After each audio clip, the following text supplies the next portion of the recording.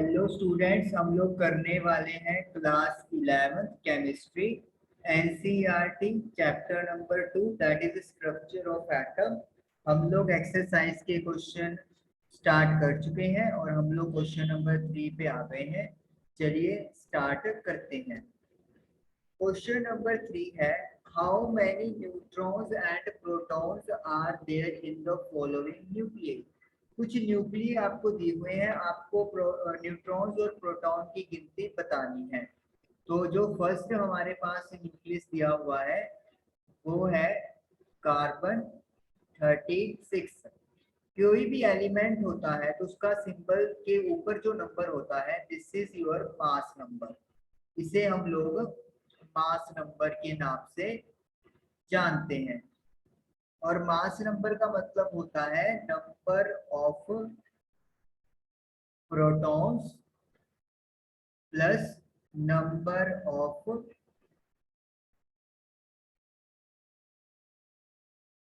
Neutrons, यानी कि जो आपका एक तरह से पावर कह सकते हो वो मास नंबर होता है। प्रोटॉन्स और न्यूट्रॉन्स की गिनती होती है वो। जो आपका ये नीचे नंबर होता है this is called atomic number. और ये होता है नंबर ऑफ प्रोटॉन्स के इक्वल, यानी कि जिसमें जितने प्रोटॉन्स उतना ही एटॉमिक नंबर उस एलिमेंट का होगा। मास नंबर को Z से डिनोट करते, सॉरी, मास नंबर को A से डिनोट करते हैं और एटॉमिक नंबर को Z से डिनोट किया जाता है। तो हमारे पास प्रोटॉन्स और न्यूट्रॉन्स का पूछा गया है, तो Z यानी कि एटॉमिक नंबर, और we can say proton it will be equal to 6। तो एटॉमिक नंबर 6 है तो वो प्रोटॉन के इक्वल होता है, दैट इज 6। नाउ हमें पता है जब number of protons plus number of neutrons को हम लोग ऐड करेंगे तो हमें मास नंबर मिलता है। प्रोटॉन्स हमारे पास 6 हैं, न्यूट्रॉन्स हमें नहीं पता, हम लोग एक्सलेट कर लेते हैं।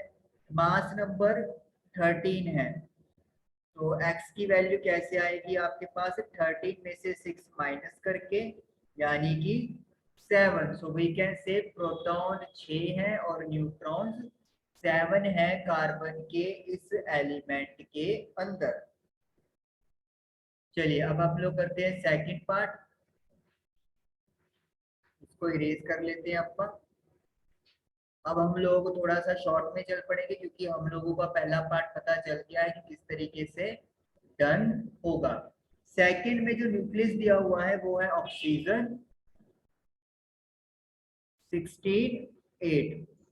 तो नंबर ऑफ प्रोटॉन्स जो होंगे वो होते हैं एटॉमिक नंबर के equal, and that is equal to 8। तो 8 is the protons.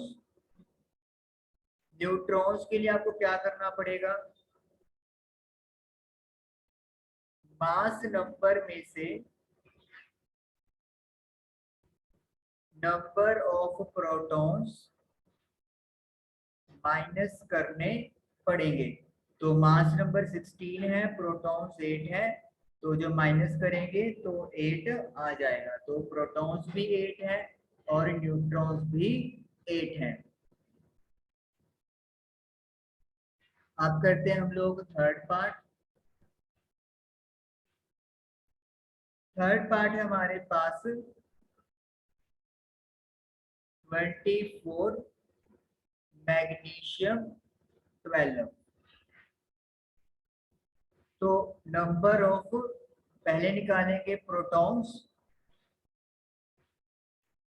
That is equal to atomic number जो कि 12 है। फिर उसके बाद बात करेंगे न्यूट्रॉन्स की जो कि मास नंबर में से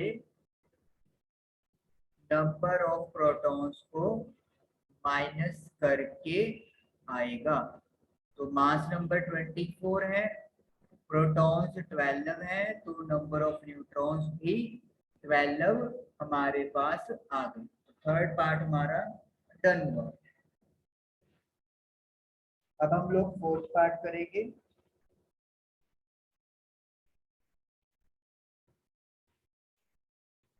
इरेज करते हैं आपका थर्ड पार्ट।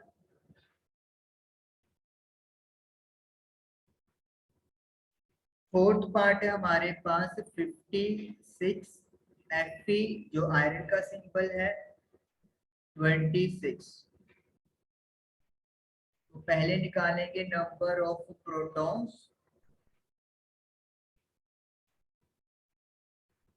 जो कि एटॉमिक नंबर के इक्वल होता है और वो आपका 26 है। फिर हमें कैलकुलेट करना है नंबर ऑफ न्यूट्रॉन्स जो कि मास नंबर में से प्रोटॉन्स को माइनस करके मिलेगा। Mass number is 56, protons is 26, तो जब आप माइनस कर देंगे तो वी विल गेट 30। तो न्यूट्रॉन्स हमारे पास 30 आ गए। तो ये हमारा आंसर आ गया। अब हम लोग करेंगे last part of this question है, इसको इरेज कर लेते हैं।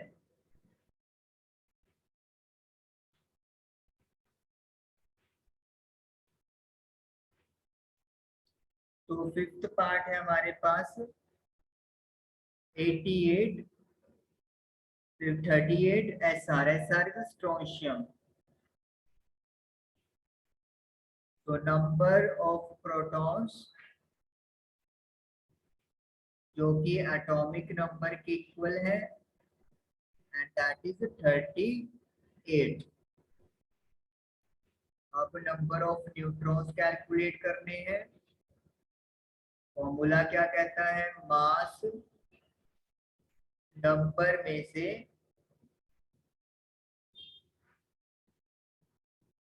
प्रोटॉन्स को माइनस कर दो। तो मास इज 88, प्रोटॉन्स इज 38, तो वी विल गेट 50। तो इस तरीके से 50 न्यूट्रॉन्स और 38 प्रोटॉन्स हमारे पास आ गए। तो क्वेश्चन नंबर थर्ड हमारा कंप्लीट हो गया। क्वेश्चन नंबर फोर्थ करते हैं। Right the complete symbol for the atom with the given atomic number and atomic mass. आपको एटॉमिक नंबर और एटॉमिक मास दे दिया गया है, तो आपको सिंबल के साथ इसको कंप्लीट करना है।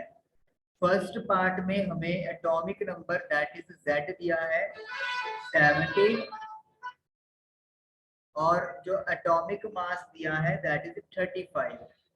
तो हमें पता है किसी भी एलिमेंट की पहचान उसके एटॉमिक नंबर से होती है या उसके प्रोटॉन से होती है। तो यहाँ पर 17 एटॉमिक नंबर है, तो 17 एटॉमिक नंबर क्लोरीन का होता है, तो क्लोरीन, और ऊपर आ जाएगा हमारे पास मास नंबर। आप जनरलाइज याद कर सकते हो, अगर एक्स से कोई एलिमेंट का सिंबल है तो नीचे हमारे उसका होता है Z that is atomic number, और ऊपर हम लोग लिखते हैं A that is atomic mass. तो ये सिंबल हम लोगों को ऐसे करना है। सेकंड पार्ट में जो एटॉमिक नंबर है वो 92 दिया हुआ है और जो मास नंबर है वो 233 दिया हुआ है। 92 जो एटॉमिक नंबर है वो यूरेनियम का होता है, तो एटॉमिक नंबर नीचे लिखेंगे और मास नंबर हम लोग ऊपर लिखेंगे। थर्ड पार्ट है आपके पास Z 4 है और A आपका 9 है। 4 जो एटॉमिक नंबर है वो बेरिलियम का होता है Pe। एटॉमिक नंबर नीचे और मास नंबर ऊपर लिखा जाएगा। तो इस तरीके से फोर्थ क्वेश्चन के 3 पार्ट्स आप लोगों के डन हो गए। क्वेश्चन नंबर 5 और करेंगे हम लोग। Yellow light emitted from a sodium lamp has a wavelength of 580 nanometer।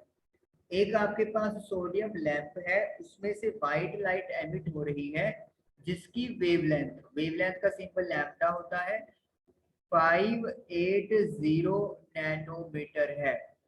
Nanometre को अगर मीटर में बदलना है तो 10⁻⁹ के साथ मल्टीप्लाई कर देंगे।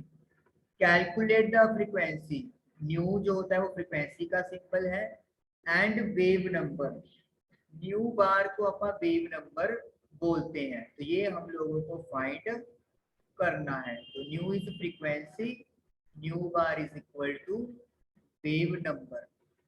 चलिए सबसे पहले तो हम लोगों को ये देखना है कि किस तरीके से हम लोग वेवलेंथ और फ्रीक्वेंसी को अटैच करते हैं।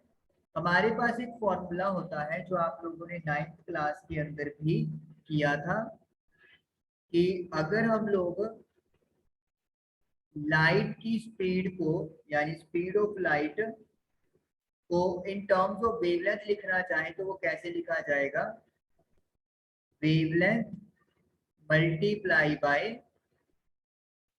फ्रीक्वेंसी।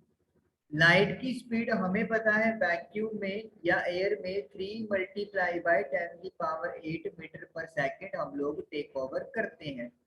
जो वेवलेंथ है वो हमें दिया हुआ है 580 मल्टीप्लाई बाय 10⁻⁹, और फ्रीक्वेंसी जो न्यू है वो हमें फाइंड आउट करनी है।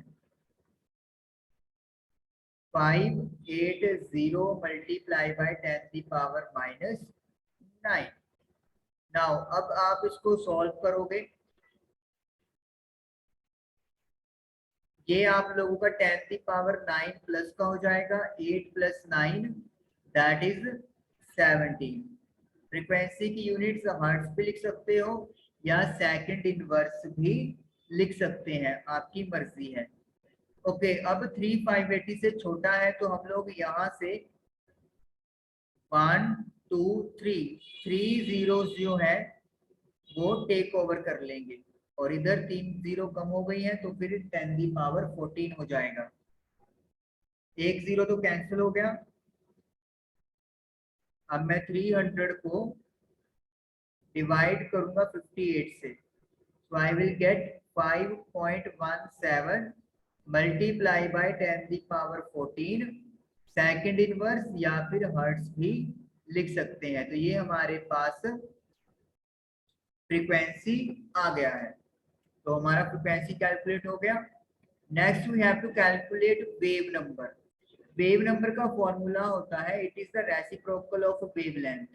अगर आप वेवलेंथ का उल्टा कर दोगे तो you will get wave number, और लैम्डा यानी कि वेवलेंथ आपके पास कितनी है 580 10⁻⁹।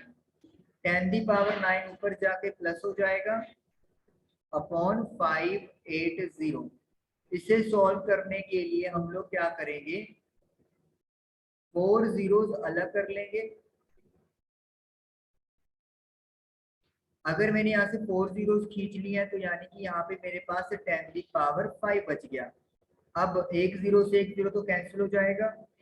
1000 को जब मैं 58 से डिवाइड करूंगा तो I will get 17.24 multiply by 10⁵। Unit क्या होगी, वेवलेंथ की मीटर होती है तो उसका रिवर्स कर दिया आपने तो वो बन जाएगा मीटर इनवर्स। साइंटिफिक नोटेशन के लिए मुझे पॉइंट यहाँ पे छोड़ना है, तो जब हम लोग पॉइंट को लेफ्ट साइड की तरफ मूव करेंगे